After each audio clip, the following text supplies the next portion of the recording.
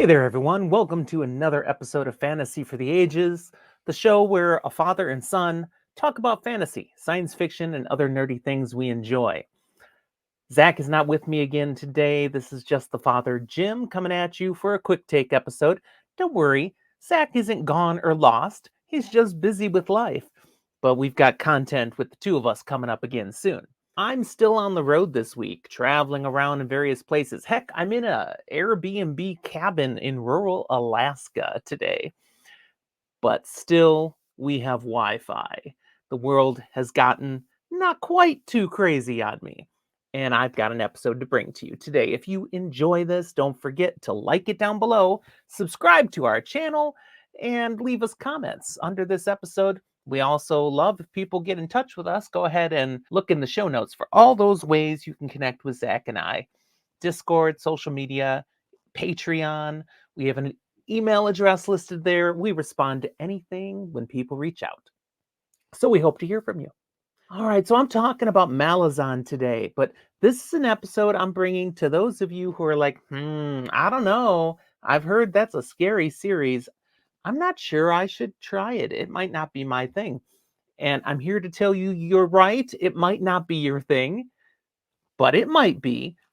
But as best as I can come up with here, here's 5 simple signs that you might not enjoy Malazan. So see if you recognize yourself in any of these. Now, these are coming at you from the context of I've just about finished book 4 of the core series. I've got a lot more to go, but I can already tell these signs will be true. They will apply.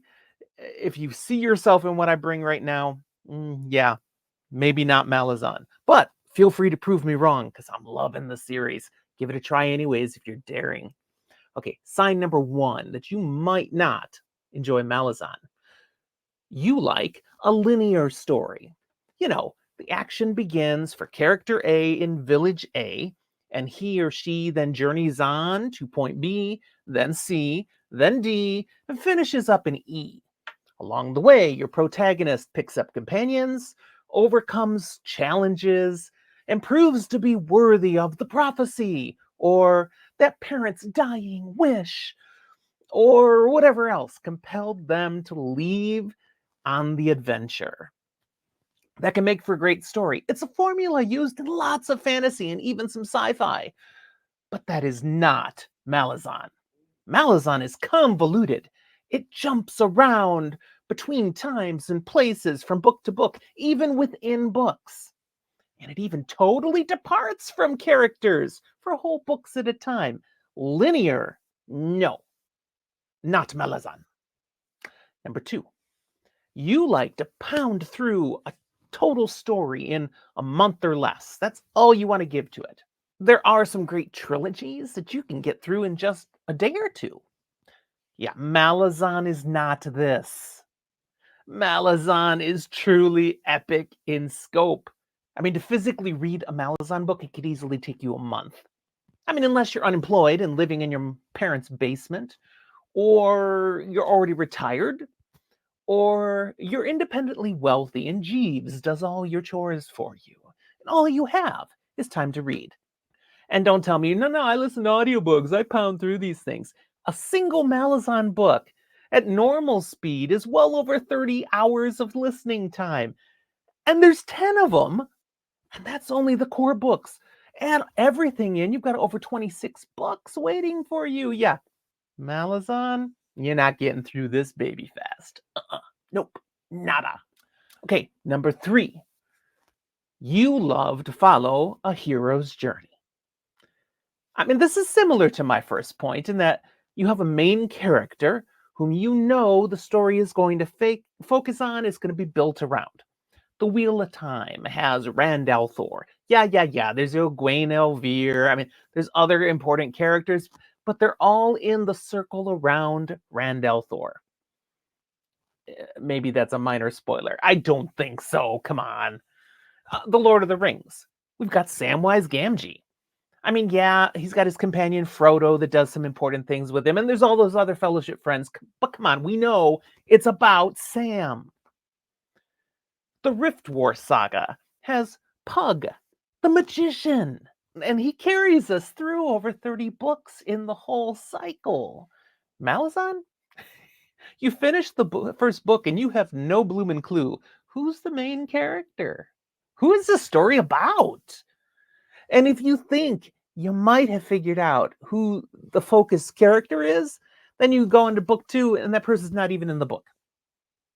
Yeah.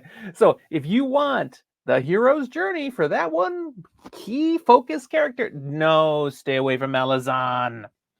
Number 4, you love a well-defined hard magic system. Brandon Sanderson, he's your man, right? Laying out that hard magic, and you dig the mechanics. Give me the details. Yeah, no, stay away from Malazan. The magic is everywhere in Malazan, but it's impossible to fully comprehend it. Heck, half the people using the magic barely understand what the heck they're doing, why it works, how they get into it. And 4 books in, I swear, we're discovering that half the magic isn't even what people think it is. So, well defined? Totally not. Awesome? Yes. But again, hard magic a la Sanderson? No. And finally, number 5. You just can't understand why anyone would reread a book that they've read before. Yeah, stay away. Of course, at this point, I don't think we can speak to each other anymore. The best science fiction and fantasy books are 100% intended to be reread. Yeah, I don't think we can be friends. Okay, there's my 5 things. If you identified with one of those, you might try Malazan on a dare. 2 of them, you might do it just to be stubborn. 3 or more, don't even bother. But again, feel free to prove me wrong. Thanks for watching, everyone. We'll talk to you next time.